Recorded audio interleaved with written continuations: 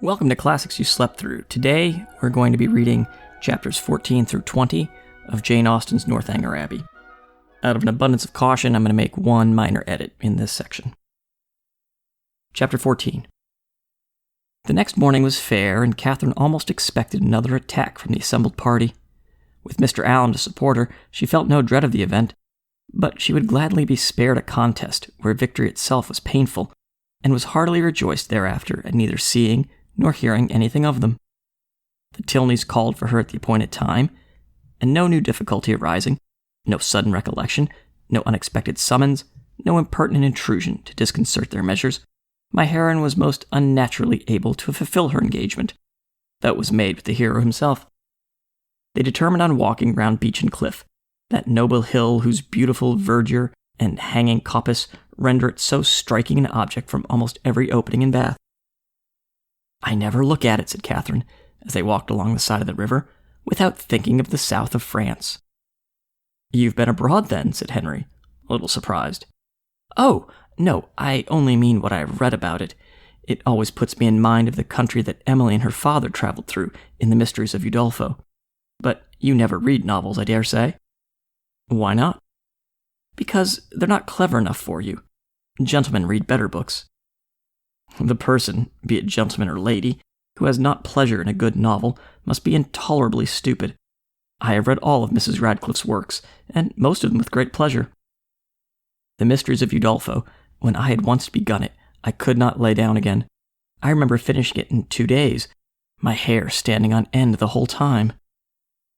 "Yes," added Miss Tilney, "and I remember that you undertook to read it aloud to me, and that when I was called away for only 5 minutes to answer a note, instead of waiting for me, you took the volume into the Hermitage Walk. I was obliged to stay until you had finished it."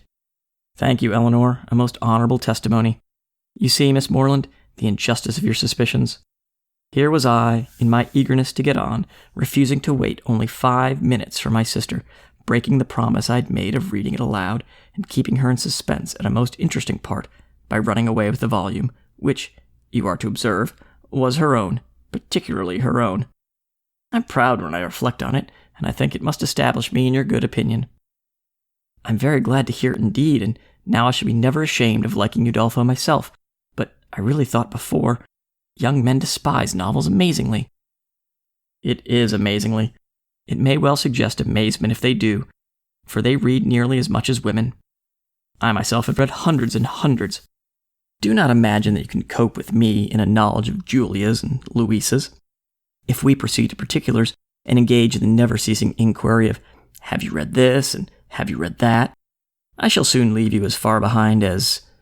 what shall I say? I want an appropriate simile. As far as your friend Emily herself left poor Valancourt when she went with her aunt into Italy. Consider how many years I have had the start of you. I had entered on my studies at Oxford while you were a good little girl working on your sampler at home. Not very good, I'm afraid.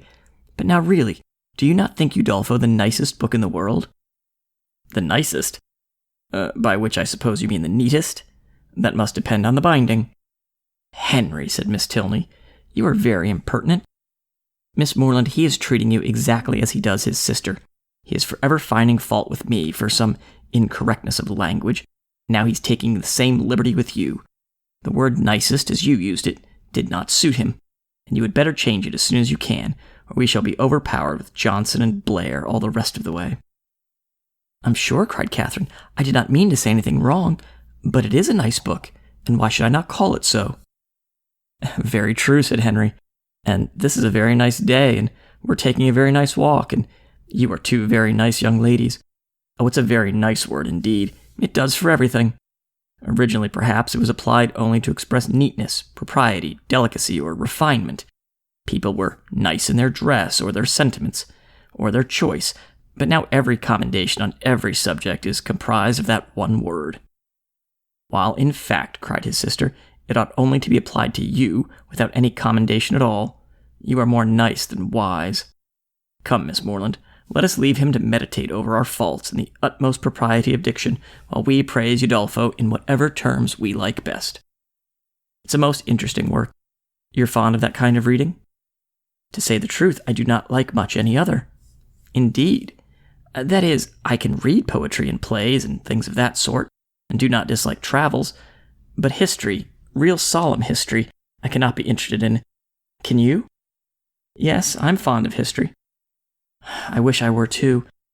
I read it a little as a duty, but it tells me nothing that does not either vex or weary me. The quarrels of popes and kings, with wars or pestilences, in every page. The men all so good for nothing, and hardly any women at all. It's very tiresome, and yet I often think it odd that it should be dull, for a great deal of it must be invention, the speeches that are put into the heroes' mouths, their thoughts and designs. The chief of all this must be invention, and invention is what delights me in other books. Historians, you think, said Miss Tilney, are not happy in their flights of fancy. They display imagination without raising interest. I am fond of history, and am very well contented to take the false with the true. In the principal facts, they have sources of intelligence in former histories and records, which may be as much depended on, I conclude, as anything that does not actually pass under one's own observation. And as for the little embellishments you speak of, they are embellishments, and I like them as such. If a speech be well drawn up, I read it with pleasure, by whomsoever it may be made, and probably with much greater, if the production of Mr. Hume or Mr. Robertson, than if the genuine words of Caracatus, Agricola, or Alfred the Great. You are fond of history, and so are Mr. Allen and my father, and I have 2 brothers who do not dislike it. So many instances within my small circle of friends is remarkable. At this rate, I shall not pity the writers of history any longer. People like to read their books, it is all very well, but to be at so much trouble in filling great volumes which, as I used to think, nobody would willingly ever look into, to be laboring only for the torment of little boys and girls, always struck me as a hard fate. And though I know it is all very right and necessary, I have often wondered at the person's courage that could sit down on purpose to do it. That little boys and girls should be tormented, said Henry, is what no one at all acquainted with human nature in a civilized state can deny. But in behalf of our most distinguished historians, I must observe that they might well be offended at being supposed to have no higher aim, and that by their method and style they are perfectly well qualified to torment readers of the most advanced reason and mature time of life. I use the verb to torment, and I observe to be your own method, instead of to instruct, supposing them to be now admitted as synonymous. You think me foolish to call instruction a torment, but if you had been as much use to myself to hear poor little children first learning their letters, then learning to spell, if you had ever seen how stupid they can be for a whole morning together, and how tired my poor mother is at the end of it, as I am in the habit of seeing almost every day of my life at home, you would allow that to torment and to instruct might sometimes be used as synonymous words. Very probably, but historians are not accountable for the difficulty of learning to read, and even you yourself, who do not altogether seem particularly friendly to very severe, very intense application, may perhaps be brought to acknowledge that it is very well worth while to be tormented for 2 or 3 years of one's life for the sake of being able to read all the rest of it. Consider, if reading had not been taught, Mrs. Radcliffe would have written in vain, or perhaps might not have written at all. Catherine assented, and a very warm panegyric from her on that lady's merits closed the subject. The Tilneys were soon engaged in another on which she had nothing to say.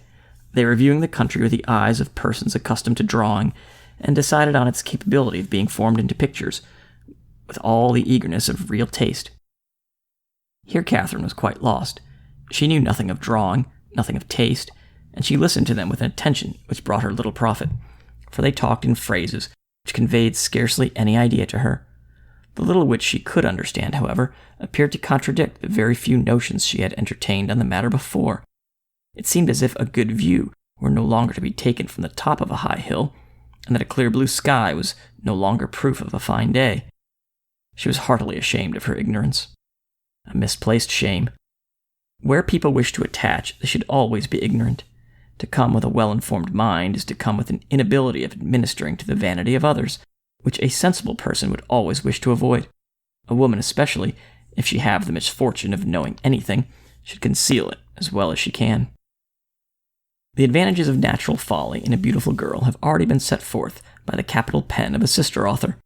To her treatment of the subject I will only add, in justice to men, that though to the larger and more trifling part of the sex, imbecility in females is a great enhancement of their personal charms. There is a portion of them too reasonable and too well informed themselves to desire anything more in women than ignorance. But Catherine did not know her own advantages. She did not know that a good-looking girl, with an affectionate heart and a very ignorant mind, cannot fail of attracting a clever young man, unless circumstances are particularly untoward. In the present instance, she confessed and lamented her want of knowledge, declared that she would give anything in the world to be able to draw, and a lecture on the picturesque immediately followed, in which his instructions were so clear that she soon began to see beauty in everything admired by him, and her attention was so earnest that he became perfectly satisfied of her having a great deal of natural taste. He talked of foregrounds, distances and second distances, side screens and perspectives, lights and shades, and Catherine was so hopeful a scholar that when they gained the top of Beechen Cliff, she voluntarily rejected the whole city of Bath as unworthy to make part of a landscape.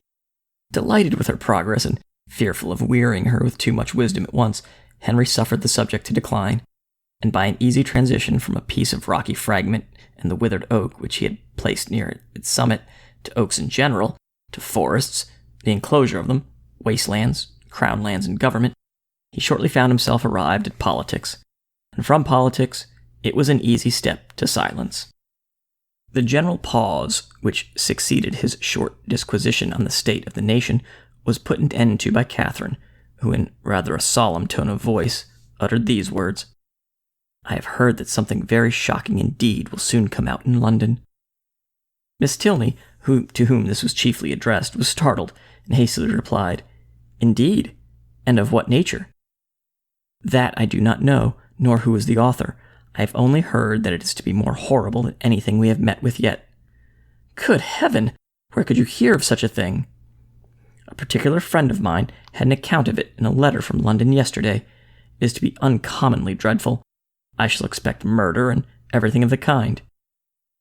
"You speak with astonishing composure, but I hope your friend's accounts have been exaggerated, and if such a design is known beforehand, proper measures will undoubtedly be taken by the government to prevent its coming to effect." "Government," said Henry, endeavoring not to smile, "neither desires nor dares to interfere in such matters. There must be murder, and government cares not how much." The lady stared. He laughed and added, "Come, shall I make you understand each other, or leave you to puzzle out an explanation as you can? Though I will be noble. I will prove myself a man, no less by the generosity of my soul than the clearness of my head. I have no patience with such of my sex as disdain to let themselves sometimes down to the comprehension of yours. Perhaps the abilities of women are neither sound nor acute, neither vigorous nor keen. Perhaps they may want observation, discernment, judgment, fire, genius, and wit. Miss Morland, do not mind what he says, but have the goodness to satisfy me as to this dreadful riot." "Riot? What riot?" "My dear Eleanor, the riot is only in your own brain. The confusion there is scandalous. Miss Morland has been talking of nothing more dreadful than a new publication, which is shortly to come out, in 3 duodecimo volumes, 276 pages in each, with a frontispiece to the first, 2 tombstones and a lantern. Do you understand? And you, Miss Morland, my stupid sister has mistaken all your clearest expressions. You talked of the expected horrors in London, and instead of instantly conceiving, as any rational creature would have done, that such words could relate only to a circulating library, she immediately pictured to herself a mob of 3,000 men assembling in St. George's Field, the bank attacked, the Tower threatened, the streets of London flowing with blood, a detachment of the 12th Light Dragoons, the hopes of the nation, called up from Northampton to quell the insurgents, and the gallant Captain Frederick Tilney, in the moment of charging at the head of his troop, knocked off his horse by a brickbat from an upper window. Forgive her stupidity. The fears of the sister have added to the weakness of women. But she is by no means a simpleton in general." Catherine looked grave. "And now, Henry," said Miss Tilney, "that you have made us understand each other, you may as well make Miss Morland understand yourself, unless you mean to have her think you intolerably rude to your sister, and a general brute in your opinion of women in general. Miss Morland is not used to your odd ways." "I shall be most happy to make her better acquainted with them." "No doubt, but that is no explanation of the present." "What am I to do?" "You know what you ought to do. Clear your character handsomely before her. Tell her that you think very highly of the understanding of women." Miss Morland, I think very highly of the understanding of all women in the world, especially of those, whoever they may be, with whom I happen to be in company. That is not enough. Be more serious. Miss Morland, no one can think more highly of the understanding of women than I do. In my opinion, nature has given them so much that they never find it necessary to use more than half. We shall get nothing more serious from him now, Miss Morland. He is not in a sober mood, but I do assure you that he must be entirely misunderstood if he can ever appear to say an unjust thing of any women at all or an unkind one of me. It was no effort to Catherine to believe that Henry Tilney could never be wrong. His manner might surprise sometimes, but his meaning must always be just. And what she did not understand, she was almost as ready to admire as what she did. The whole walk was delightful, and though it ended too soon, its conclusion was delightful too. Her friends attended her into the house, and Miss Tilney, before they parted, addressing herself with respectful form as much to Mrs. Allen as to Catherine, petitioned for the pleasure of her company to dinner on the day after the next. No difficulty was made on Mrs. Allen's side, and the only difficulty on Catherine's was in concealing the excess of her pleasure. The morning had passed away so charmingly as to banish all her friendship and natural affection, for no thought of Isabella or James had crossed during their walk. When the Tilneys were gone, she became amiable again, but she was amiable for some time to little effect. Mrs. Allen had no intelligence to give that could relieve her anxiety. She had heard nothing of any of them. Towards the end of the morning, however, Catherine, having occasion for some indispensable yard of ribbon which must be bought without a moment's delay, walked out into the town, and on Bond Street overtook the second Miss Thorpe as she was loitering towards Edgar's buildings between two of the sweetest girls in the world who had been her dear friends all the morning. From her she soon learned that the party to Clifton had taken place. "They set off at 8 this morning," said Miss Anne, "and I am sure I do not envy them their drive. I think you and I are very well off to be out of the scrape. It must be the dullest thing in the world, for there is not a soul at Clifton at this time of year. Belle went with your brother, and John drove Maria." Catherine spoke the pleasure she really felt on hearing this part of the arrangement. "Oh, yes," rejoined the other. "Maria is gone. She was quite wild to go. She thought it would be something very fine. I cannot say I admire her taste, and for my part, I was determined from the first not to go, if they pressed me ever so much." Catherine, a little doubtful of this, could not help answering, "I wish you could have gone too. It is a pity you could not all go." "Thank you, but it is quite a matter of indifference to me. Indeed, I would not have gone on any account. I was saying so to Emily and Sophia when you overtook us." Catherine was still unconvinced, but glad that Anne should have the friendship of an Emily and a Sophia to console her. She bade her adieu without much uneasiness, and returned home, pleased that the party had not been prevented by her refusing to join it, and very heartily wishing that it might be too pleasant to allow either James or Isabella to resent her resistance any longer. Chapter 15. Early the next day, a note from Isabella, speaking peace and tenderness in every line, and entreating on the immediate presence of her friend on a matter of the utmost importance, hastened Catherine, in the happiest state of confidence and curiosity, to Edgar's buildings. The two youngest Miss Thorpes were there by themselves in the parlor, and, on Anne's quitting it to call her sister, Catherine took the opportunity of asking the other for some particulars of their yesterday's party. Maria desired no greater pleasure than to speak of it, and Catherine immediately learnt that it had been altogether the most delightful scheme in the world, that nobody could imagine how charming it had been, and that it had been more delightful than anybody could conceive. Such was the information of the first 5 minutes. The second unfolded thus, much in detail, that they had driven directly to the York Hotel, ate some soup, and bespoke an early dinner, walked down to the pump room, tasted the water, and laid out some shillings in purses and spars, thence adjourned to eat ice at a pastry cook's, and hurrying back to the hotel, swallowed their dinner in haste to prevent being in the dark, and then had a delightful drive back, only the moon was not up, and it rained a little, and Mr. Morland's horse was so tired he could hardly get it along. Catherine listened with heartfelt satisfaction. It appeared that Blaise Castle had never been thought of, and as for all the rest, there was nothing to regret for half an instant. Maria's intelligence concluded with a tender effusion of pity for her sister Anne, whom she represented as insupportably cross from being excluded from the party. "She will never forgive me, I am sure, but, you know, how could I help it? John would have me go, for he vowed he would not drive her, because she had such thick ankles. I dare say she will not be in good humor again this month, but I am determined I will not be cross. It is not a little matter that puts me out of temper." Isabella now entered the room with so eager a step and a look of such happy importance as engaged all her friends' notice. Maria was without ceremony sent away, and Isabella, embracing Catherine, thus began, "Yes, my dear Catherine, it is so indeed. Your penetration does not deceive you. Oh, that arch eye of yours, it sees through everything." Catherine replied only by a look of wondering ignorance. "Nay, my beloved, sweetest friend," continued the other, "compose yourself. I am amazingly agitated, as you perceive. Let us sit down and talk in comfort. Well, and so you guessed it the moment you had my note? Sly creature. Oh, my dear Catherine, you alone who know my heart can judge my present happiness. Your brother is the most charming of men. I only wish I were more worthy of him. But what will your excellent father and mother say? Oh, heavens, when I think of them, I am so agitated." Catherine's understanding began to awake. An idea of the truth suddenly darted into her mind, and with a natural blush of so new an emotion, she cried out, "Good heaven, my dear Isabella, what do you mean? Can you really be in love with James?" This bold surmise, however, she soon learnt, comprehended but half the fact.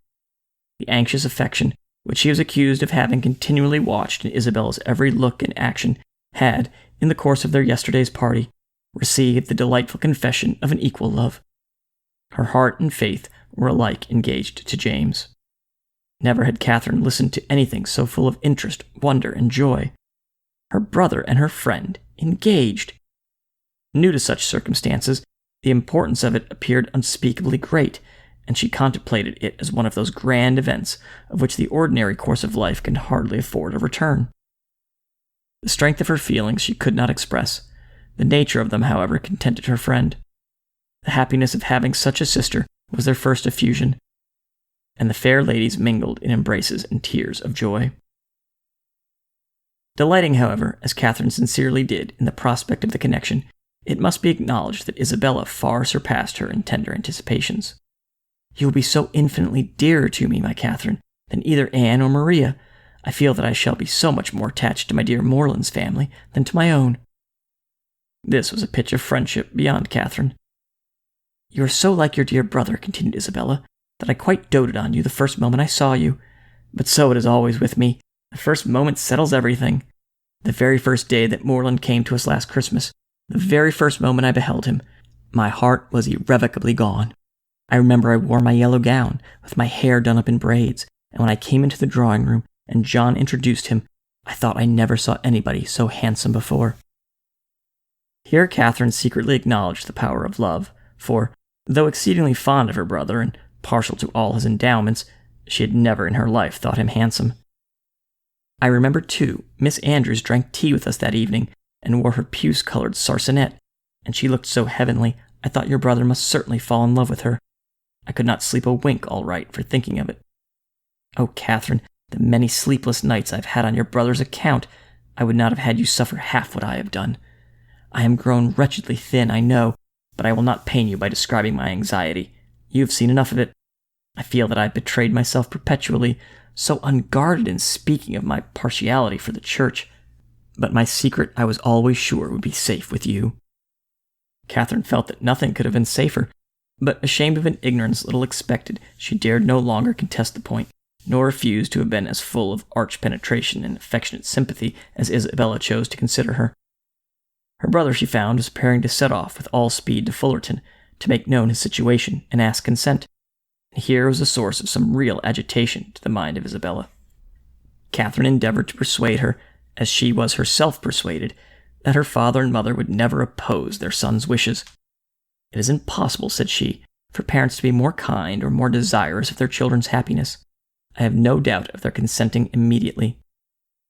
"Morland says exactly the same," replied Isabella, "and yet I dare not expect it. My fortune will be so small they can never consent to it. Your brother, who might marry anybody." Here again Catherine discerned the force of love. "Indeed, Isabella, you are too humble. The difference of fortune can be nothing to signify." "Oh, my sweet Catherine, in your generous heart I know it would signify nothing, but we must not expect such disinterestedness in many. As for myself, I am sure I only wish our situations were reversed. Had I the command of millions, were I mistress of the whole world, your brother would be my only choice." This charming sentiment, recommended as much by sense as novelty, gave Catherine a most pleasing remembrance of all the heroines of her acquaintance, and she thought her friend never looked more lovely than in uttering the grand idea. "I am sure they will consent," was her frequent declaration. "I am sure they will be delighted with you." "For my own part," said Isabella, "my wishes are so moderate that the smallest income in nature would be enough for me. Where people are really attached, poverty itself is wealth. Grandeur I detest. I would not settle in London for a universe. A cottage in some retired village would be ecstasy. There are some charming little villas about Richmond." "Richmond!" cried Catherine. "You must settle near Fullerton. You must be near us." "I am sure I shall be miserable if we do not. If I can but be near you, I shall be satisfied. But this is idle talking. I will not allow myself to think of such things till we have your father's answer. Morland says that by sending it tonight to Salisbury, we may have it tomorrow. Tomorrow! I know I shall never have the courage to open the letter. I know it will be the death of me." A reverie succeeded this conviction, and when Isabella spoke again, it was to resolve on the quality of her wedding gown. Their conference was put to an end by the anxious young lover himself, who came to breathe his parting sigh before he set off for Wiltshire. Catherine wished to congratulate him, but knew not what to say, and her eloquence was only in her eyes. From them, however, the 8 parts of speech shone out most expressively, and James could combine them with ease. Impatient for the realization of all that he hoped at home, his adieus were not long, and they would have been yet shorter had he not been frequently detained by the urgent entreaties of his fair one that he would go. Twice was he called almost from the door by her eagerness to have him gone. "Indeed, Morland, I must drive you away. Consider how far you to ride. I cannot bear to see you linger so. For heaven's sake, waste no more time. There, go, go. I insist on it." The two friends, with hearts now more united than ever, were inseparable for the day, and in schemes of sisterly happiness the hours flew along. Mrs. Thorpe and her son, who were acquainted with everything, and who seemed only to want Mr. Morland's consent, to consider Isabella's engagement as the most fortunate circumstance imaginable for their family, were allowed to join their counsels, and to add their quota of significant looks and mysterious expressions to fill up the measure of curiosity to be raised in the unprivileged younger sisters. To Catherine's simple feelings, this odd sort of reserve seemed neither kindly meant nor consistently supported, and its unkindness she would hardly have been forborne pointing out, had its inconsistency been less their friend. But Anne and Maria soon set her heart at ease by the sagacity of their I know what, and the evening was spent in a sort of war of wit, a display of family ingenuity, on one side in the mystery of an affected secret, on the other of undefined discovery, all equally acute. Catherine was with her friend again the next day, endeavoring to support her spirits and while away the many tedious hours before the delivery of the letters, a needful exertion, for as the time of reasonable expectation drew near, Isabella became more and more desponding, and before the letter arrived had worked herself into a state of real distress. But when it did come, where could distress be found? "I have had no difficulty in gaining the consent of my kind parents, and am promised that everything in their power shall be done to forward my happiness," were the first 3 lines, and in one moment all was joyful security. Instantly spread over Isabella's features, all care and anxiety seemed removed, her spirits became almost too high for control, and she called herself without scruple the happiest of mortals. Mrs. Thorpe, with tears of joy, embraced her daughter, her son, her visitor, could embrace half the inhabitants of Bath with satisfaction. Her heart was overflowing with tenderness. It was dear John and dear Catherine at every word. Dear Anne and dear Maria must immediately be made sharers in their felicity, and 2 dears at once before the name of Isabella were not more than that beloved child had now well earned. John himself was no skulker in joy. He not only bestowed on Mr. Morland the highest commendation of being one of the finest fellows in the world, but swore off many sentences in his praise. The letter, whence sprang all this felicity, was short, containing little more than this assurance of success, and every particular was deferred till James could write again. But for particulars, Isabella could well afford to wait. The needful was comprised in Mr. Morland's promise, his honor was pledged to make everything easy, and by what means their income was to be formed, whether landed property were to be resigned, or funded money made over, was a matter in which her disinterested spirit took no concern.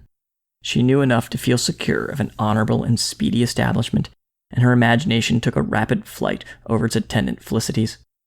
She saw herself at the end of a few weeks, the gaze and admiration of every new acquaintance at Fullerton, the envy of every valued old friend in Putney, and with a carriage at her command, a new name on her tickets, and a brilliant exhibition of hoop rings on her finger. When the contents of the letter were ascertained, John Thorpe, who had only waited its arrival to begin his journey to London, prepared to set off. "Well, Miss Morland," he said, on finding her alone in the parlor, "I'm come to bid you good-bye." Catherine wished him a good journey. Without appearing to hear her, he walked to the window, fidgeted about, hummed a tune, and seemed wholly self-occupied. "Shall you not be late at Devizes?" said Catherine. He made no answer, but after a minute's silence burst out with, "A famous good thing, this marrying scheme, upon my soul. A clever fancy of Morland's and Bell's. What do you think of it, Miss Morland? I say it's no bad notion." "I'm sure I think it a very good one." "Do you? That's honest, by heavens. I am glad you are no enemy to matrimony, however. Did you ever hear the old song, 'Going to one wedding brings on another'? I say, you will come to Bell's wedding, I hope." "Yes, I have promised your sister to be with her, if possible." "And then you know," twisting himself about and forcing a foolish laugh, "I say then you know, we may try the truth of this same old song." "May we? But I never sing. Well, I wish you a good journey. I dine with Miss Tilney today, and must now be going home." "Nay, but there is no such confounded hurry. Who knows when we may be together again? Not but that I shall be down again by the end of a fortnight, and a devilish long fortnight it will appear to me." "Then why do you stay away so long?" replied Catherine, finding that he waited for an answer. "That is kind of you, however, kind and good-natured. I shall not forget it in a hurry. But you have more good nature and all that than anybody living, I believe. A monstrous deal of good nature, and it is not only good nature, but you have so much of everything. And then you have such... upon my soul, I do not know anybody like you." "Oh, dear, there are a great many people like me, I dare say, only a great deal better. Good morning to you." "But I say, Miss Morland, I shall come and pay my respects at Fullerton before it is long, if not disagreeable." "Pray do. My father and mother will be very glad to see you. And I hope, Miss Morland, you will not be sorry to see me?" "Oh, dear, not at all. There are very few people I am sorry to see. Company is always cheerful." "That is just my way of thinking. Give me but a little cheerful company. Let me only have the company of people I love. Let me only be where I like, and with whom I like, and the devil take the rest, I say. I'm heartily glad to hear you say the same, but I have a notion, Miss Morland, you and I think pretty much alike upon most matters." "Perhaps we may, but it is more than I ever thought of. And as to most matters, to say the truth, there are not many that I know my own mind about." "By Jove, no more do I. It is not my way to bother my brains with what does not concern me. My notion of things is simple enough. Let me only have the girl I like, say I, with a comfortable house over my head, and what care I for all the rest? Fortune is nothing. I am sure of a good income of my own, and if she had not a penny, why, so much the better." "Very true, I think like you there. If there is a good fortune on one side, there can be no occasion for any on the other, no matter which has it, so that there is enough. I hate the idea of one great fortune looking out for another, and to marry for money I think the wickedest thing in existence. Good day. We shall be very glad to see you at Fullerton, whenever it is convenient." And away she went. It was not in the power of all his gallantry to detain her longer. With such news to communicate, and such a visit to prepare for, her departure was not to be delayed by anything in his nature to urge, and she hurried away, leaving him to the undivided consciousness of his own happy address and her explicit encouragement. The agitation which she had herself experienced on first learning her brother's engagement made her expect to raise no inconsiderable emotion in Mr. and Mrs. Allen by the communication of the wonderful event. How great was her disappointment!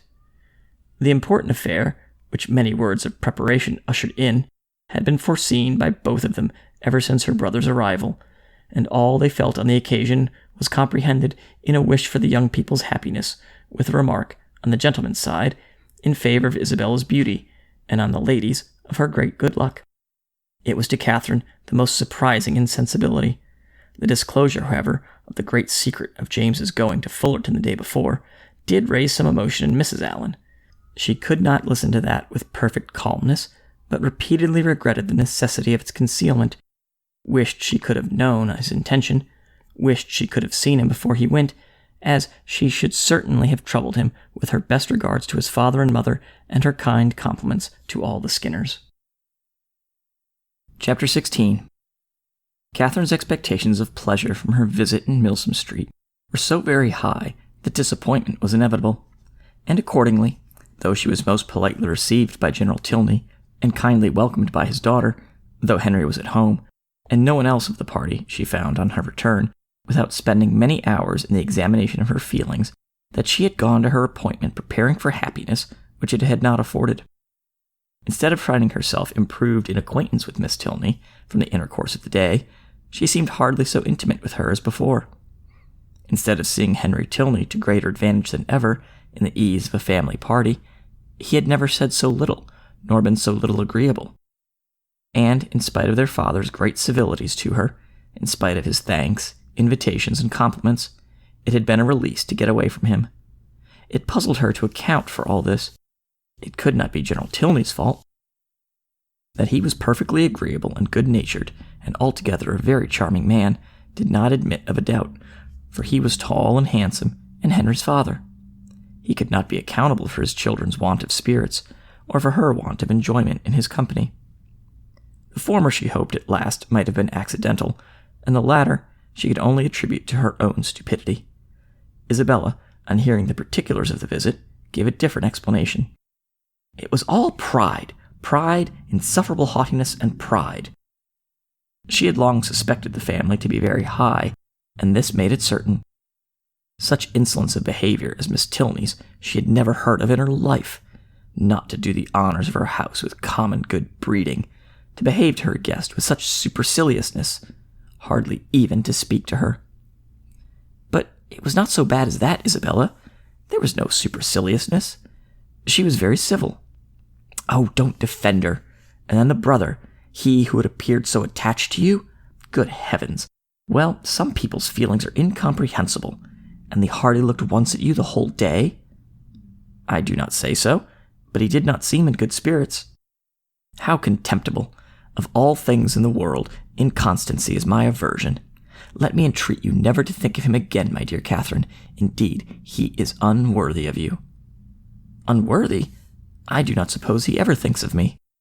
That is exactly what I say. He never thinks of you. Such fickleness. Oh, how different to your brother and to mine. I really believe John has the more constant heart.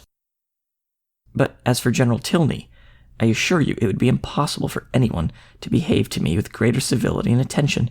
It seemed to be his only care to entertain and make me happy.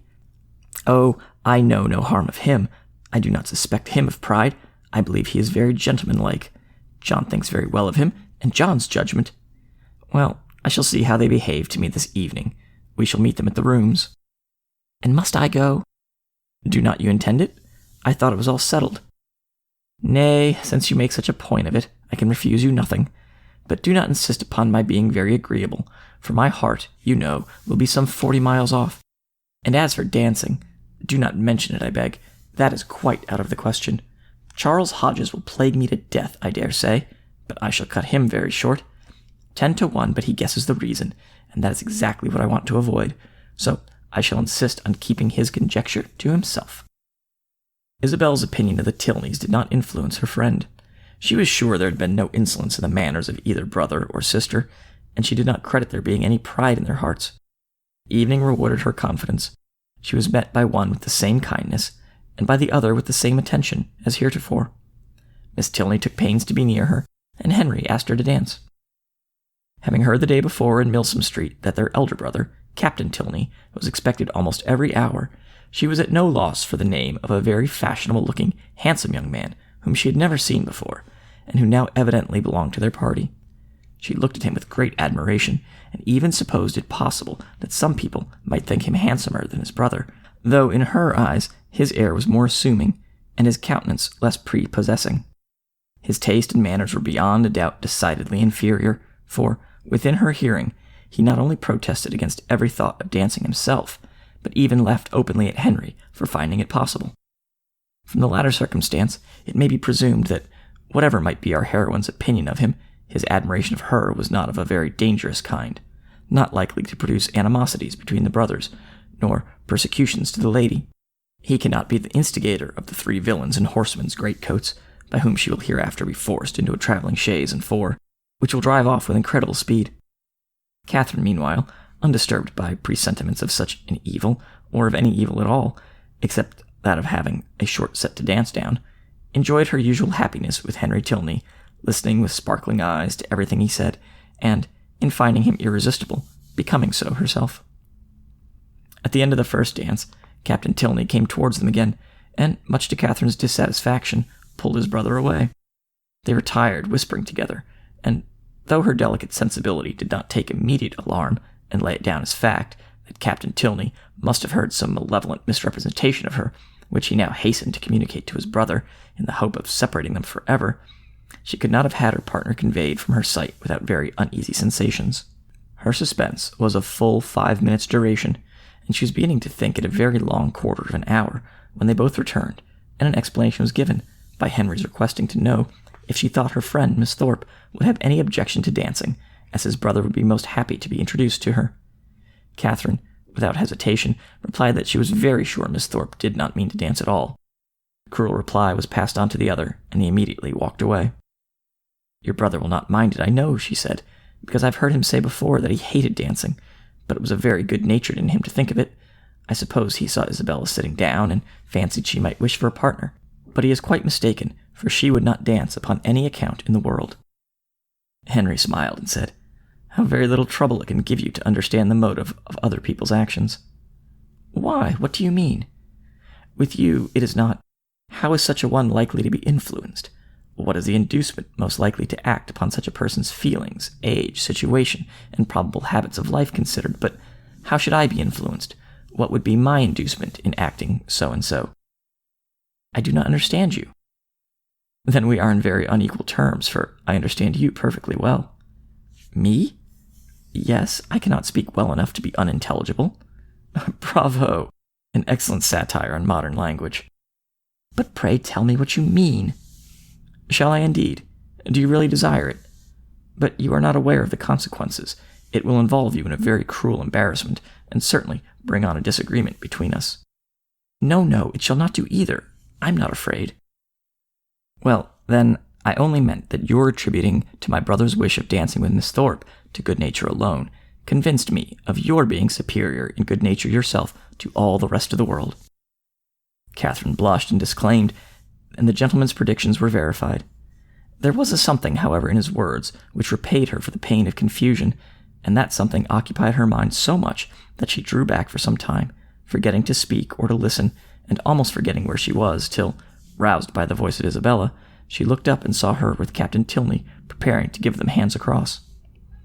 Isabella shrugged her shoulders and smiled, the only explanation of this extraordinary change which could at that time be given, but as it was not quite enough for Catherine's comprehension, she spoke her astonishment in very plain terms to her partner. "Cannot think how it could happen. Isabella was so determined not to dance." "And did Isabella never change her mind before?" "Oh, but because... And your brother, after what you told him from me, how could he think of going to ask her?" "I cannot take surprise to myself on that head. You bid me be surprised on your friend's account, and therefore I am. But as for my brother, his conduct in the business, I must own, has been no more than I believed him perfectly equal to. The fairness of your friend was an open attraction. Her firmness, you know, could only be understood by yourself." "You are laughing, but I assure you Isabella is very firm in general." "It is as much as should be said of anyone. To be always firm must be to be often obstinate. When properly to relax is the trial of judgment, and, without reference to my brother, I really think Miss Thorpe has by no means chosen ill in fixing on the present hour." The friends were not able to get together for any confidential discourse till all the dancing was over, but then, as they walked about the room, arm in arm, Isabella explained herself. "I do not wonder at your surprise, and I am really fatigued to death. He is such a rattle. Amusing enough if my mind had been disengaged, but I would have given all the world to sit still." "Then why did you not?" "Oh, my dear, it would have looked so particular, and you know how I abhor doing that. I refused him as long as I possibly could, but he would take no denial. You have no idea how he pressed me. I begged him to excuse me and get some other partner, but no, not he. After aspiring to my hand, there was nobody else in the room he could bear to think of, and it was not that he wanted merely to dance, he wanted to be with me. Oh, such nonsense. I told him he had taken a very unlikely way to prevail upon me, for of all things in the world, I hated fine speech and compliments. And so then, I found there would be no peace if I did not stand up. Besides, I thought Mrs. Hughes, who introduced him, might take it ill if I did not. And your dear brother, I am sure he would have been miserable if I had sat down the whole evening. I'm so glad it's over. My spirits are quite jaded with listening to his nonsense. And then, being such a smart young fellow, I saw every eye was upon us. He is very handsome indeed." "Handsome? Yes, I suppose he may. I dare say people would admire him in general, but he is not at all in my style of beauty. I hate a florid complexion and dark eyes in a man. However, he is very well.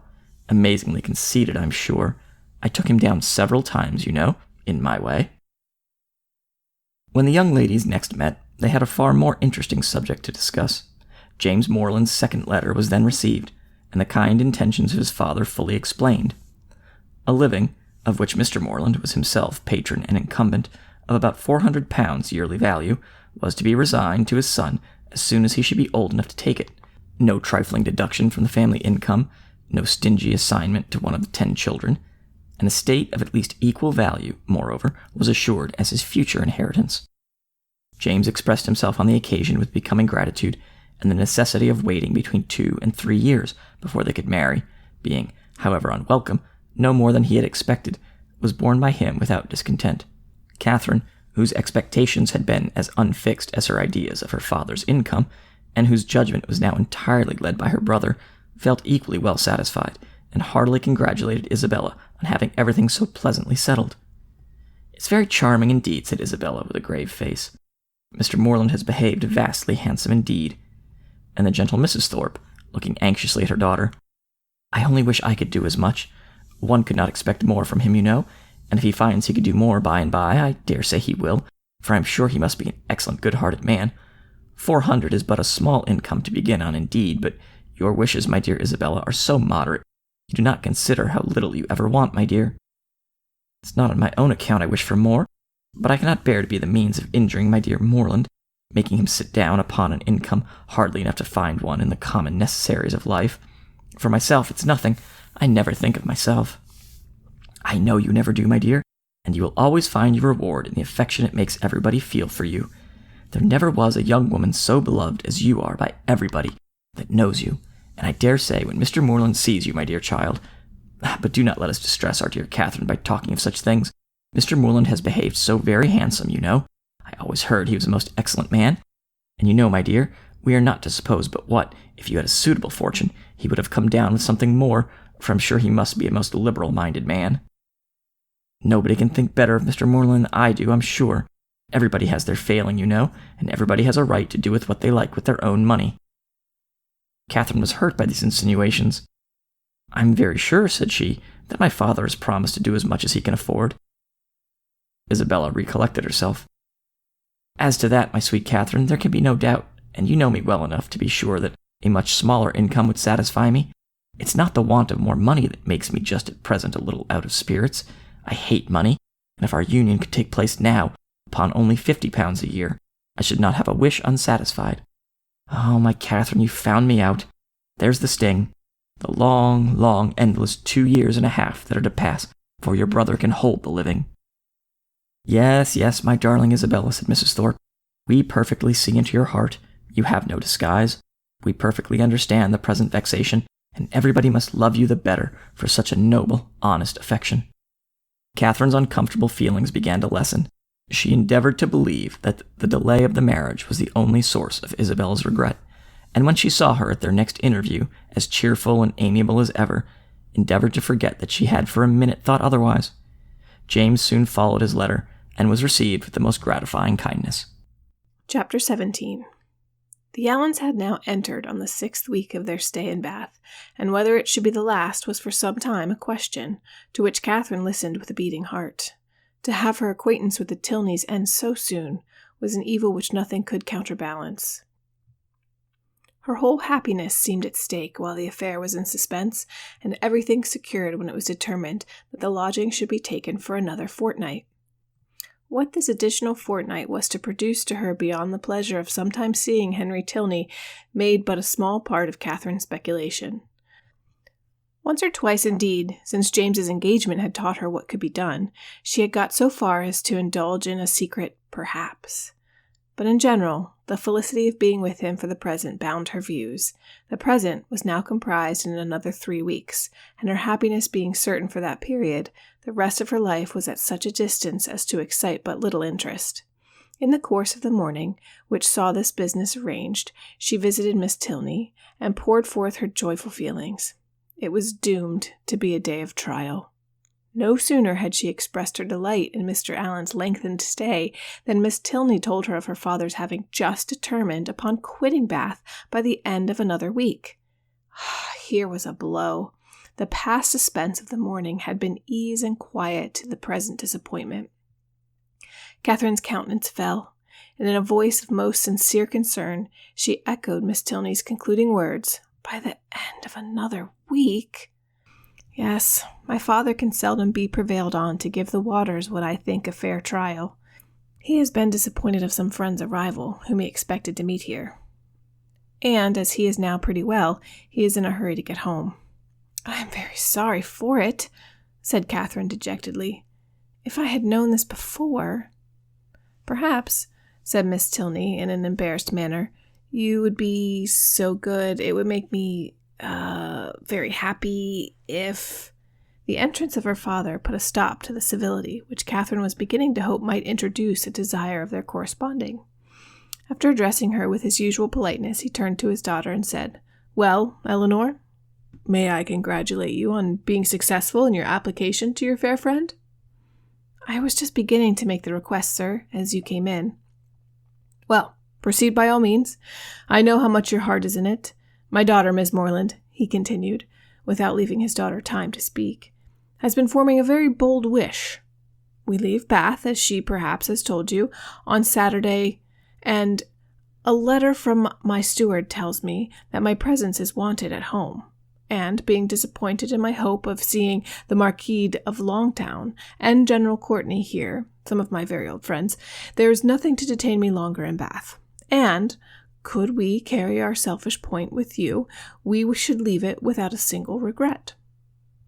Can you, in short, be prevailed on to quit this scene of public triumph and oblige your friend Eleanor with your company in Gloucestershire? I am almost ashamed to make the request, though its presumption would certainly appear greater to every creature in Bath than yourself.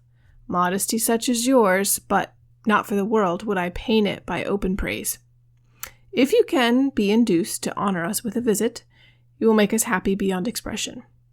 'Tis true, we can offer you nothing like the gaieties of this lively place. We can tempt you neither by amusement nor splendor, for our mode of living, as you see, is plain and unpretending. Yet no endeavors shall be wanting on our side to make Northanger Abbey not wholly disagreeable." Northanger Abbey! These were thrilling words, and wound up Catherine's feelings to the highest point of ecstasy. Her grateful and gratified heart could hardly restrain its expressions within the language of tolerable calmness. To receive so flattering an invitation, to have her company so warmly solicited, everything honorable and soothing and present enjoyment and every future hope was contained in it, and her acceptance, with only saving clause of Papa and Mamma's approbation, was eagerly given. "I will write home directly," she said, "and if they do not object, as I dare say they will not—" General Tilney was not less sanguine, having already waited on her excellent friends in Pulteney Street, and obtained their sanction of his wishes. "Since they cannot consent to part with you, said he. "We may expect philosophy from the world." Miss Tilney was earnest, though gentle, in her secondary civilities, and the affair became in a few minutes as nearly settled as this necessary reference to Fullerton would allow. The circumstances of the morning had led Catherine's feelings through the verities of suspense, security, and disappointment, but they were now safely lodged in perfect bliss, and with spirits elated to rapture, with Henry at her heart and Northanger Abbey on her lips, she hurried home to write her letter. Mr. and Mrs. Morland, relying on the discretion of their friends to whom they had already entrusted their daughter, felt no doubt of the propriety of an acquaintance which had been formed under their eye, and sent therefore by the return of post their ready consent to her visit in Gloucestershire. This indulgence, though not more than Catherine had hoped for, completed her conviction of being favored beyond every other human creature, in friends and fortune, circumstance and chance. Everything seemed to cooperate for her advantage. By the kindness of her first friends, the Allens, she had been introduced into scenes where pleasures of every kind had met her. Her feelings, her preferences, had each known the happiness of a return. Wherever she felt attachment, she had been able to create it. The affection of Isabella was to be secured to her in a sister. The Tilneys, they, by whom, above all, she desired to be favorably thought of, outstripped even her wishes in the flattering measures by which their intimacy was to be continued. She was to be their chosen visitor. She was to be for weeks under the same roof with the person whose society she prized the most. And, in addition to all the rest, this roof was to be the roof of an abbey. Her passion for ancient edifices was next in degree to her passion for Henry Tilney, and castles and abbeys made usually the charm of those reveries which his image did not fill. To see and explore either the ramparts and keep one of them, or the cloisters of the other, had been for many weeks a darling wish, though to be more than the visitor of an hour had seemed too nearly impossible for desire. And yet this was to happen. With all the chances against her of house, hall, place, park, court, and cottage, Northanger turned up an abbey, and she was to be its inhabitant. Its long, damp passages, its narrow cells and ruined chapel were to be within her daily reach, and she could not entirely subdue the hope of some traditional legends, some awful memorials of an injured and ill-fated nun. It was wonderful that her friend should seem so little elated by the possession of such a home, that the consciousness of it should be so meekly borne. The power of an early habit only could account for it. A distinction to which they had been born gave no pride. Their superiority of abode was no more to them than their superiority of person. Many were the inquiries she was eager to make of Miss Tilney, but so active were her thoughts that when these inquiries were answered, she was hardly more assured than before of Northanger Abbey having been a richly endowed convent at the time of the Reformation, of its having fallen into the hands of an ancestor of the Tilneys on dissolution, of a large portion of the ancient building still making a part of the present dwelling, although the rest was decayed, or of its standing low in a valley, sheltered from the north and east by rising woods of oak. Chapter 18. With a mind thus full of happiness, Catherine was hardly aware that 2 or 3 days had passed away without her seeing Isabella for more than a few minutes together. She began first to be sensible of this, and to sigh for her conversation, as she walked along the pump-room one morning by Mrs. Allen's side, without anything to say or to hear, and scarcely had she felt a 5 minutes' longing of friendship before the object of it appeared, and inviting her to a secret conference, led the way to a seat. "This is my favorite place," said she as they sat down on a bench between the doors, which commanded a tolerable view of everybody entering at either. "It is so out of the way." Catherine, observing that Isabella's eyes were continually bent towards one door or the other as in eager expectation, and remembering how often she had been falsely accused of being arch, thought the present a fine opportunity for being really so, and therefore gaily said, "Do not be uneasy, Isabella. James will be here soon." "Pshaw, my dear creature," she replied. "Do not think me such a simpleton as to always be wanting to confine him to my elbow. It would be hideous to be always together. We should be the jest of the place. And so you are going to Northanger. I am amazingly glad of it. It is one of the finest old places in England, I understand. I shall depend upon a most particular description of it. You shall certainly have the best in my power to give, but who are you looking for? Are your sisters coming? I'm not looking for anybody. One's eyes must be somewhere, and you know what a foolish trick I have of fixing mine when my thoughts are 100 miles off. I am amazingly absent. I believe I am the most absent creature in the world. Tilney says it's always the case with minds of a certain stamp.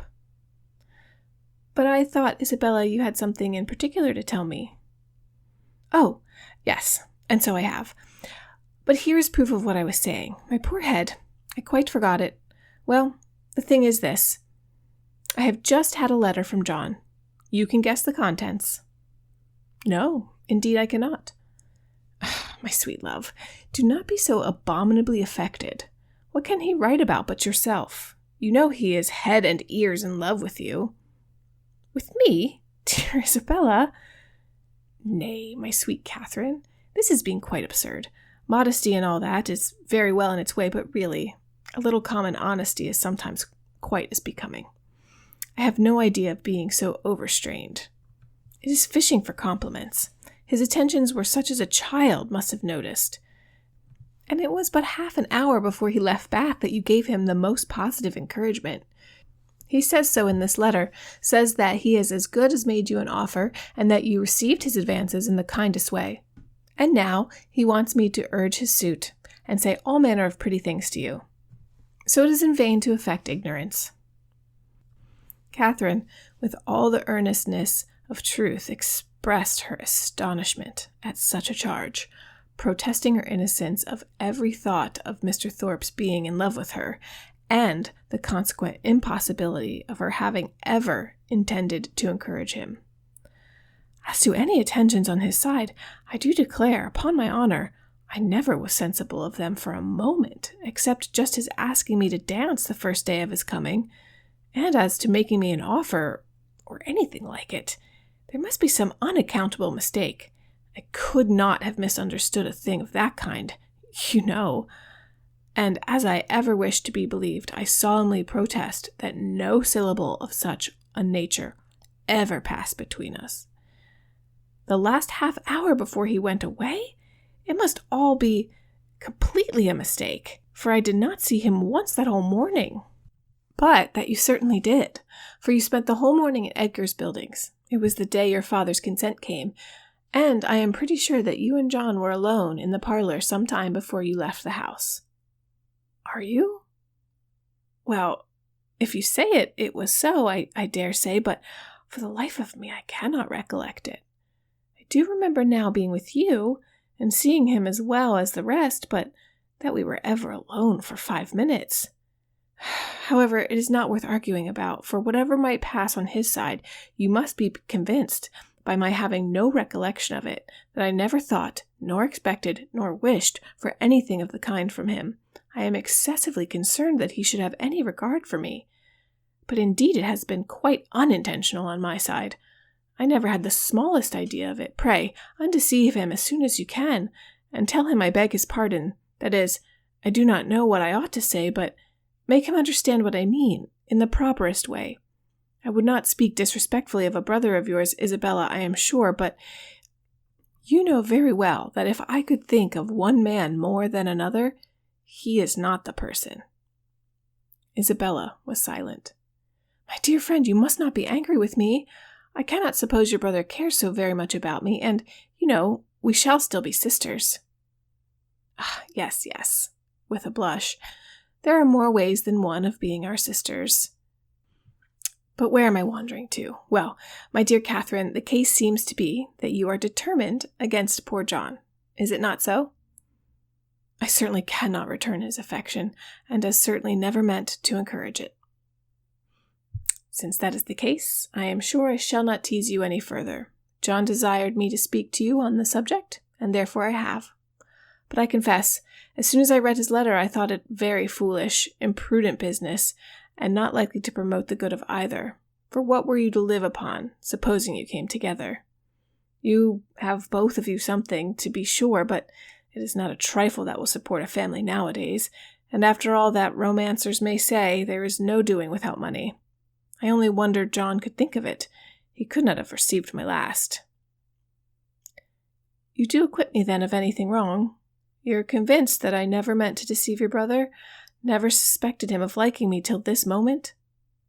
"Oh, as to that," answered Isabella laughingly, "I do not pretend to determine what your thoughts and designs in time past may have been. All that is best known to yourself. A little harmless flirtation or so will occur, and one is often drawn on to give more encouragement than one wishes to stand by. But you may be rest assured that I am the last person in the world to judge you severely. All those things should be allowed for in youth and high spirits. What one means one day, one may not mean the next. Circumstances change. Opinions alter. But my opinion of your brother never did alter. It was always the same. You are describing what never happened." "My dearest Catherine," continued the other without at all listening to her, "I would not for the world be the means of hurrying you into an engagement before you knew what you were about. I do not think anything would justify me in wishing you to sacrifice all your happiness merely to oblige my brother, because he is my brother, and who perhaps after all, might be just as happy without you.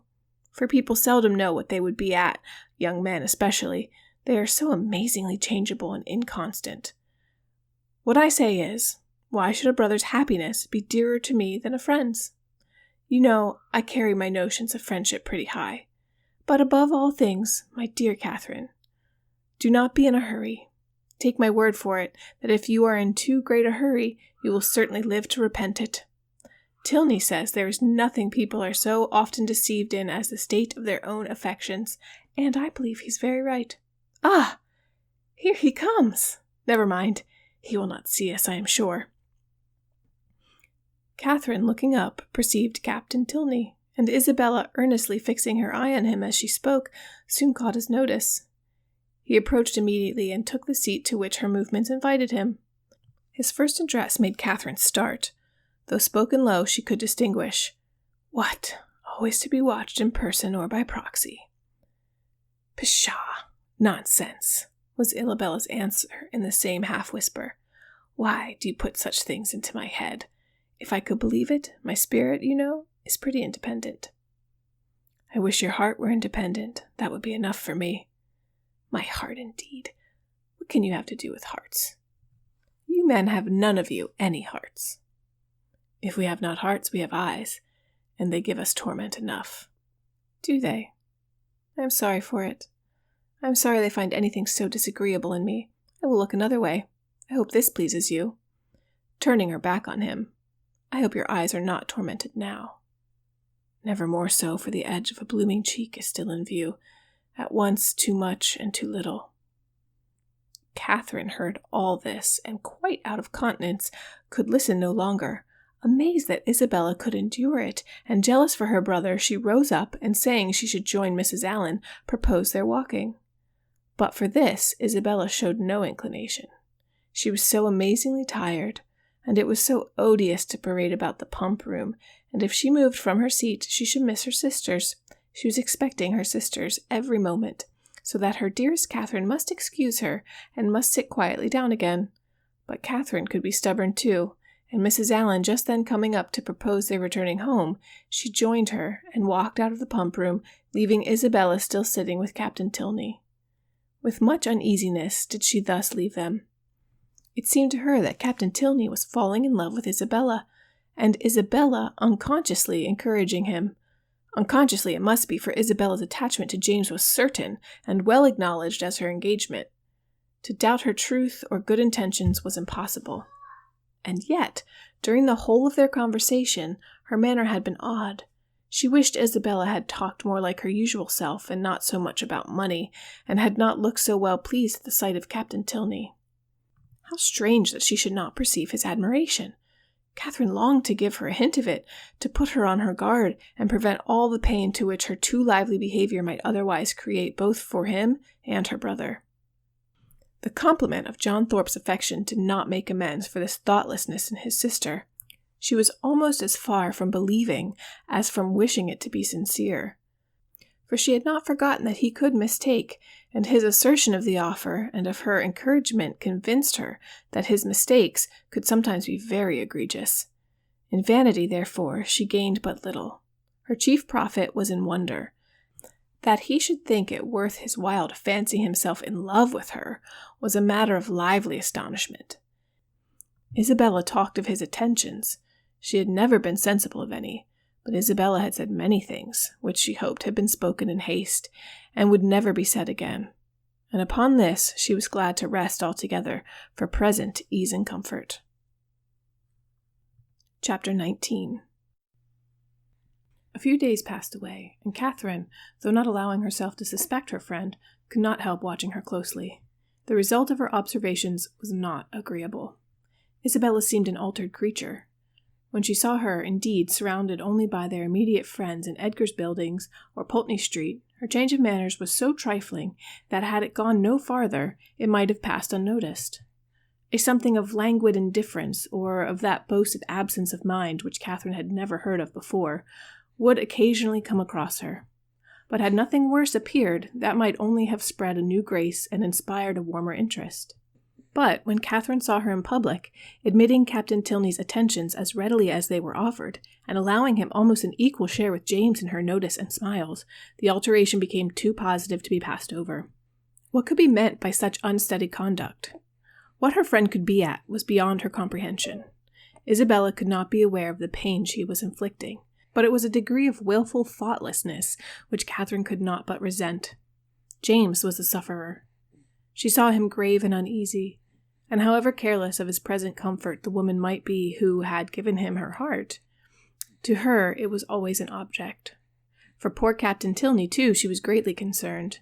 Though his looks did not please her, his name was a passport to her goodwill, and she thought with sincere compassion of his approaching disappointment, for, in spite of what she had believed herself to overhear in the pump-room, his behavior was so incompatible with a knowledge of Isabella's engagement that she could not, upon reflection, imagine him aware of it.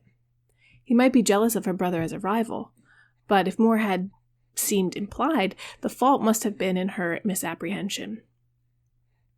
She wished by a gentle remonstrance to remind Isabella of her situation, and make her aware of this double unkindness. But for remonstrance, either opportunity or comprehension was always against her. If able to suggest a hint, Isabella could never understand it. In this distress, the intended departure of the Tilney family became her chief consolation. Their journey into Gloucestershire was to take place within a few days, and Captain Tilney's removal would at least restore peace to every heart but his own. But Captain Tilney had, at present, no intention of removing. He was not to be of the party to Northanger. He was to continue at Bath. When Catherine knew this, her resolution was directly made. She spoke to Henry Tilney on the subject, regretting his brother's evident partiality for Miss Thorpe, and entreating him to make known her prior engagement. "My brother does know it," was Henry's answer. "Does he? Then why does he stay here?" He made no reply, and was beginning to talk of something else, but she eagerly continued. "Why do you not persuade him to go away? The longer he stays, the worse it will be for him at last. Pray, advise him for his own sake, and for everybody's sake, to leave Bath directly. Absence will in time make him comfortable again, but he can have no hope here, and it is only staying to be miserable." Henry smiled and said, "I am sure my brother would not wish to do that."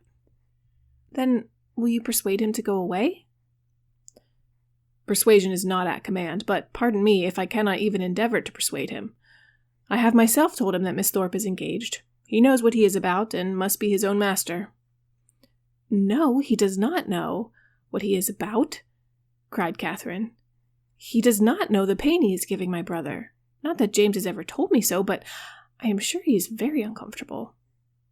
"And are you sure it's my brother's doing?" "Yes, very sure." "Is it my brother's attentions to Miss Thorpe, or Miss Thorpe's admission of them, that gives the pain?"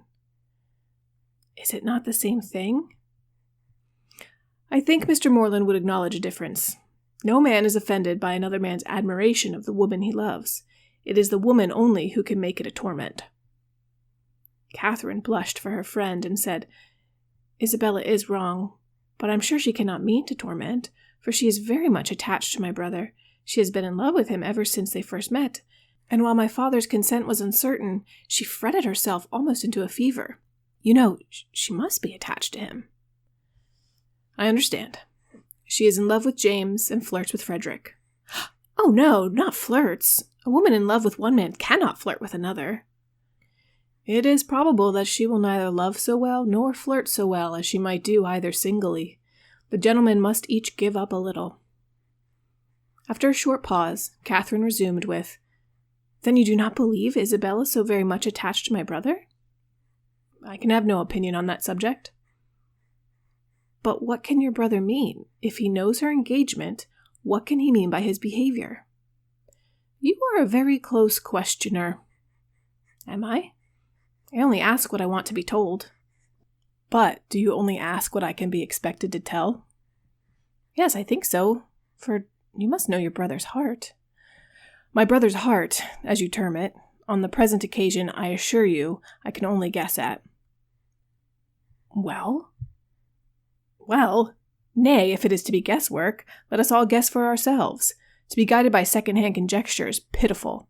The premises are before you. My brother is a lively and perhaps sometimes a thoughtless young man.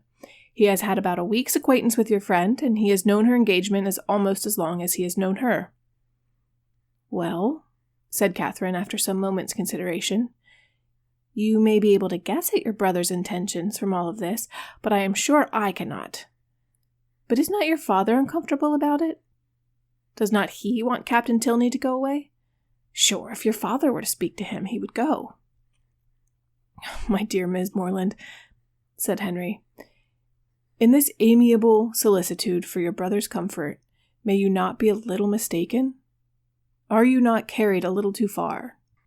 Would he thank you, either on his own account or Miss Thorpe's, for supposing that her affection, or at least her good behavior, is only to be secured by her seeing nothing of Captain Tilney? Is he safe only in solitude, or is her heart constant to him only when unsolicited by anyone else? He cannot think this, and you may be sure that he would not have you think it. I will not say, 'Do not be uneasy,' because I know that you are so, at this moment, but be as little uneasy as you can. You have no doubt of the mutual attachment of your brother and your friend, depend upon it. Therefore, that real jealousy never can exist between them. Depend upon it that no disagreement between them can be of any duration. Their hearts are open to each other, as neither heart can be to you. They know exactly what is required and what can be borne, and you may be certain that one will never tease the other beyond what is known to be pleasant." Perceiving her to still look doubtful and grave, he added, "Though Frederick does not leave Bath with us, he will probably remain but a very short time, perhaps only a few days behind us. His leave of absence will soon expire, and he must return to his regiment. And what will be then of their acquaintance? The messroom will drink Isabella Thorpe for a fortnight, and she will laugh with your brother over poor Tilney's passion for a month." Catherine would be contented no longer against comfort. She had resisted its approaches during the whole length of a speech, but now it carried her captive. Henry Tilney must know best. She blamed herself for the extent of her fears, and resolved never to think so seriously on the subject again. Her resolution was supported by Isabella's behavior in their parting interview. The Thorpes spent the last evening of Catherine's stay in Pulteney Street, and nothing passed between the lovers to excite her uneasiness or make her quit them in apprehension. James was in excellent spirits, and Isabella most engagingly placid. Her tenderness for her friend seemed rather the first feeling of her heart, but that at such a moment was allowable, and once she gave her lover a flat contradiction, and once she drew back her hand, but Catherine remembered Henry's instructions, and placed it all to judicious affection. The embraces, tears, and promises of the parting fair ones may be fancied. Chapter 20. Mr. and Mrs. Allen were sorry to lose their young friend, whose good humor and cheerfulness had made her a valuable companion, and in the promotion of whose enjoyment their own had been greatly increased. Her happiness in going with Miss Tilney, however, prevented their wishing it otherwise, and as they were to remain only one more week in Bath themselves, her quitting them now would not long be felt. Mr. Allen attended her to Milsom Street, where she was to breakfast, and saw her seated with the kindest welcome among her new friends. But so great was her agitation in finding herself as one of the family, and so fearful was she of not doing exactly what was right, and of not being able to preserve their good opinion, that, In the embarrassment of the first 5 minutes, she could almost have wished to return with him to Pulteney Street. Miss Tilney's manners and Henry's smile soon did away some of her unpleasant feelings. But still, she was far from being at ease, nor could the incessant attentions of the general himself entirely reassure her. Nay, perverse as it seemed, she doubted whether she might not have felt less had she been less attended to. His anxiety for her comfort, his continual solicitations that she would eat, and his often expressed fears of her seeing nothing to her taste, though never in her life before had she beheld half such a variety on a breakfast table, made it impossible for her to forget for a moment that she was a visitor. She felt utterly unworthy of such respect, and knew not how to reply to it. Her tranquillity was not improved by the general's impatience for the appearance of his eldest son, nor by the displeasure when he expressed at his laziness when Captain Tilney at last came down. She was quite pained by the severity of his father's reproof, which seemed disproportionate to the offense, and much was her concern increased when she found herself the principal cause of the lecture, and that his tardiness was chiefly resented from being disrespectful to her. This was placing her in a very uncomfortable situation, and she felt great compassion for Captain Tilney without being able to hope for his goodwill. He listened to his father in silence and attempted not any defense, which confirmed her in fearing that the inquietude of his mind on Isabella's account might, by keeping him long sleepless, have been the real cause of his rising late. It was the first time of her being decidedly in his company, and she had hoped to be now able to form her opinion of him. But she scarcely heard his voice while his father remained in the room. And afterwards, so much were his spirits affected, she could distinguish nothing but these words in a whisper to Elinor: "How glad I shall be when you are all off." The bustle of going was not pleasant. The clock struck 10 while the trunks were carrying down, and the general had fixed to be out of Milsom Street by that hour. His greatcoat, instead of being brought for him to be put on directly, was spread out on the curricle in which he was to accompany his son. The middle seat of the chaise was not drawn out, though there were 3 people to go in it, and his daughter's maid had so crowded it with parcels that Miss Morland would not have room to sit. And so much was he influenced by this apprehension when he handed her in, that she had some difficulty in saving her own new writing desk from being thrown out into the street. At last, however, the door was closed upon the 3 females, and they set off at the sober pace in which the handsome, highly fed 4 horses of a gentleman usually perform a journey of 30 miles. Such was the distance of Northanger from Bath, to be now divided into 2 equal stages. Catherine's spirits revived as they drove from the door, for with Miss Tilney she felt no restraint, and with the interest of a road entirely new to her, of an abbey before and a curricle behind, she caught the last view of Bath without any regret, and met with every milestone before she expected it. The tediousness of a 2 hours' wait at Petty France, in which there was nothing to be done but to eat without being hungry and loiter about without anything to see, next followed, and her admiration of the style in which they traveled, of the fashionable chaise and the 4 postilions handsomely liveried, rising so regularly in their stirrups, and numerous outriders properly mounted, sunk a little under this consequent inconvenience. Had their party been perfectly agreeable, the delay would have been nothing. But General Tilney, though so charming a man, seemed always to check upon his children's spirits, and scarcely anything was said but by himself, the observation of which, with his discontent at whatever the inn afforded, and his angry impatience at the waiters, made Catherine grow every moment more in awe of him, and appeared to lengthen the 2 hours into 4. At last, however, the order of release was given, and much was Catherine then surprised by the general's proposal of her taking his place in his son's curricle for the rest of the journey. The day was fine, and he was anxious for her seeing as much of the country as possible. The remembrance of Mr. Allen's opinion respecting young men's open carriages made her blush at the mention of such a plan, and her first thought was to decline it, but her second was of greater deference for General Tilney's judgment. He could not propose anything improper for her, and in the course of a few minutes she found herself with Henry in the curricle as happy a being as ever existed. A very short trial convinced her that a curricle was the prettiest equipage in the world. The chaise and 4 wheeled off with some grandeur, to be sure, but it was heavy and troublesome business, and she could not easily forget its having stopped 2 hours at Petty France. Half the time would have been enough for the curricle, and so nimbly were the light horses disposed to move that, had not the general chosen to have his own carriage lead the way, they could have passed it with ease in a half-minute. But the merit of the curricle did not all belong to the horses. Henry drove so well, so quietly, without making any disturbance, without parading to her or swearing at them, so different from the only gentleman coachman whom it was in her power to compare him with. And then his hat sat so well, and the innumerable capes of his great coat looked so becomingly important. To be driven by him, next to being dancing with him, was certainly the greatest happiness in the world. In addition to every other delight, she had now that of listening to her own praise, of being thanked at least on his sister's account for her kindness in thus becoming her visitor, of hearing it ranked as real friendship and described as creating real gratitude. His sister, he said, was uncomfortably circumstanced. She had no female companion, and, in the frequent absence of her father, was sometimes without any companion at all. "But how can that be?" said Catherine. "Are you not with her?" "Northanger is not more than half my home. I have an establishment at my own house in Woodston, which is nearly 20 miles from my father's, and some of my time is necessarily spent there." "Oh, how sorry you must be for that." "I am always sorry to leave Eleanor." "Yes, but besides your affection for her, you must be so fond of the Abbey. After being used to such a home as the Abbey, an ordinary parsonage house must be very disagreeable."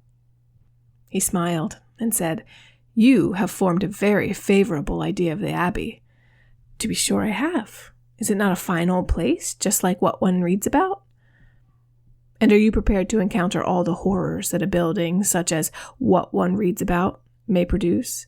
Have you a stout heart, nerves fit for sliding panels and tapestry?"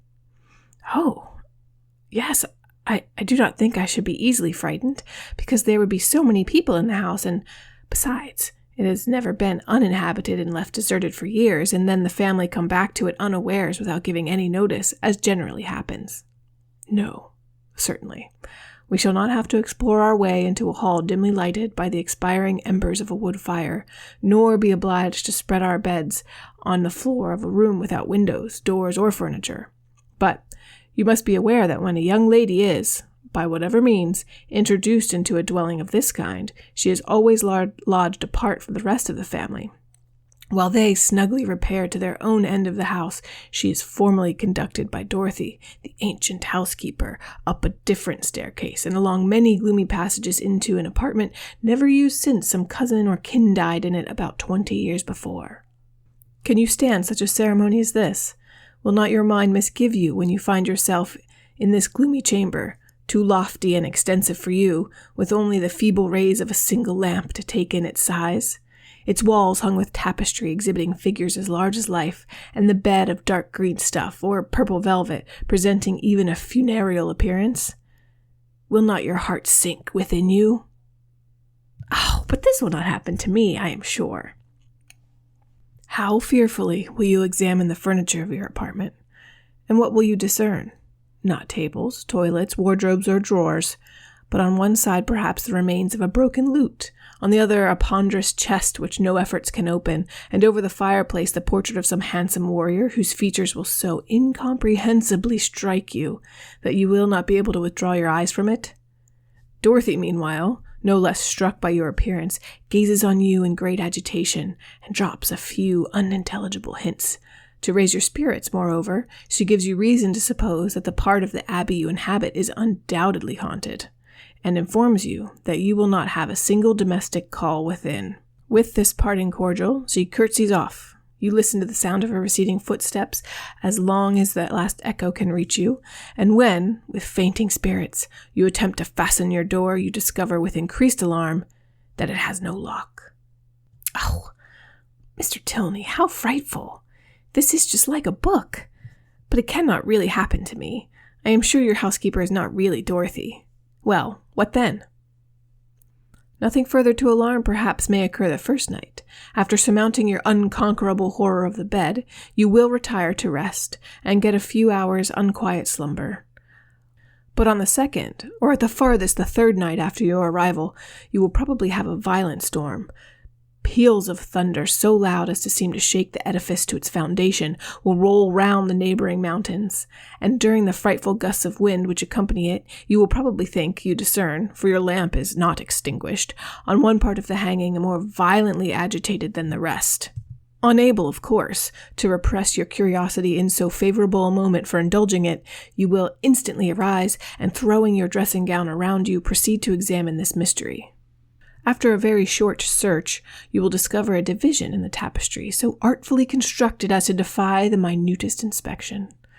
And on opening it, a door will immediately appear, which door, being only secured by massy bars and a padlock, you will, after a few efforts, succeed in opening, and, with your lamp in your hand, will pass through it into a small, vaulted room.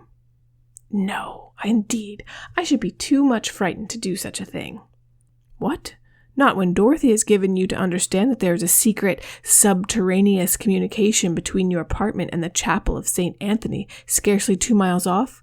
Could you shrink from so simple an adventure? No, you will proceed into this small vaulted room, and through this into several others, without perceiving anything very remarkable in either. In one, perhaps, there may be a dagger, in another a few drops of blood, and in a third the remains of some instrument of torture. But there being nothing in all this out of the common way, and your lamp being nearly exhausted, you will return towards your own apartment. In repassing through the small vaulted room, however, your eyes will be attracted towards a large, old-fashioned cabinet of ebony and gold, which, though narrowly examining the furniture before you, had passed unnoticed.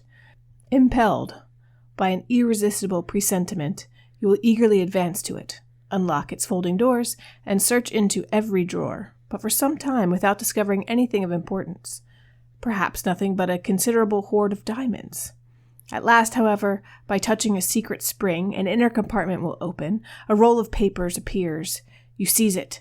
It contains many sheets of manuscript. You hasten with the precious treasure into your own chamber, but scarcely have you been able to decipher, "O thou, whomsoever thou may beest, into whose hands these memoirs of a wretched Matilda may fall," when your lamp suddenly expires in the socket and leaves you in total darkness. "Oh, no, do not say so." "Well, go on." But Henry was too much amused by the interest he had raised to be able to carry it farther. He could no longer command solemnity either of subject or voice, and was obliged to entreat her to use her own fancy in the perusal of Matilda's woes. Catherine, recollecting herself, grew ashamed of her eagerness, and began earnestly to assure him that her attention had been fixed without the smallest apprehension of really meeting what he related. Miss Tilney, she was sure, would never put her into such a chamber as he had described. She was not at all afraid. As they drew near the end of their journey, her impatience for the sight of this abbey, for some time suspended by his conversation on subjects very different, returned in full force, and every bend in the road was expected with solemn awe to afford a glimpse of its massy walls of grey stone, rising amidst the grove of ancient oaks, with the last beams of the sun playing in beautiful splendor on its Gothic windows. But so low did the building stand that she found herself passing through the great gates of the lodge into the very grounds of Northanger without having discerned even an antique chimney. She knew not that she had any right to be surprised, but there was something in this mode of approach which she certainly had not expected. To pass between lodges of a modern appearance, to find herself with such ease in the very precincts of the abbey, and driven so rapidly along a smooth, level road of fine gravel, without obstacle, alarm, or solemnity of any kind, struck her as odd and inconsistent. She was not long at leisure, however, for such considerations. A sudden scud of rain driving full in her face made it impossible for her to observe anything further, and fixed all her thoughts on the welfare of her new straw bonnet. And she was actually under the abbey walls, was springing, with Henry's assistance, from the carriage, was beneath the shelter of the old porch, and had even passed on to the hall, where her friend and the general were waiting to welcome her, without feeling one awful foreboding of future misery to herself, or one moment's suspicion of any past scenes of horror being acted within the solemn edifice. The breeze had not seemed to waft the sighs of the murdered to her. It had wafted nothing worse than a thick, mizzling rain, and having given a good shake to her habit, she was ready to be shown into the common drawing-room, and capable of considering where she was. An abbey! Yes, it was delightful to really be in an abbey, but she doubted as she looked around the room whether anything within her observation would have given her the consciousness. The furniture was in all the profusion and elegance of modern taste. The fireplace, where she had expected the ample width and ponderous carving of former times, was contracted to a Rumford, with slabs of plain though handsome marble, and ornaments over it of the prettiest English china. The windows, to which she looked with peculiar dependence, from having heard the general talk of his preserving them in their Gothic form with reverential care, were yet less what her fancy had portrayed. To be sure, the pointed arch was preserved. The form of them was Gothic. They might even be casements, but every pane was so large, so clear, so light. To an imagination which had hoped for the smallest divisions and the heaviest stonework, for painted glass, dirt, and cobwebs, the difference was very distressing. The general, perceiving how her eye was employed, began to talk of the smallness of the room and simplicity of the furniture, where everything, being for daily use, pretended only to comfort, etc.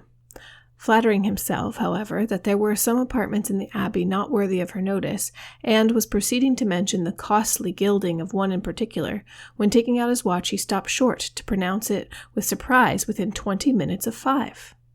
This seemed the word of separation, and Catherine found herself hurried away by Miss Tilney in such a manner as convinced her that the strictest punctuality to the family hours would be expected at Northanger. Returning through the large and lofty hall, they ascended the broad staircase of shining oak, which, after many flights and many landing places, brought them upon a long, wide gallery. On one side it had a range of doors, and it was lighted on the other by windows, which Catherine had only time to discover looked into a quadrangle, before Miss Tilney led the way into a chamber, and scarcely staying to hope she would find it comfortable, left her with an anxious entreaty that she would make as little alteration as possible in her dress. You've just been listening to Northanger Abbey by Jane Austen, chapters 14 through 20. Thank you for joining us on Classics You Slept Through. Hit us up on all social media sites at CYSTpod, and we look forward to continuing the discussion with you in our next episode.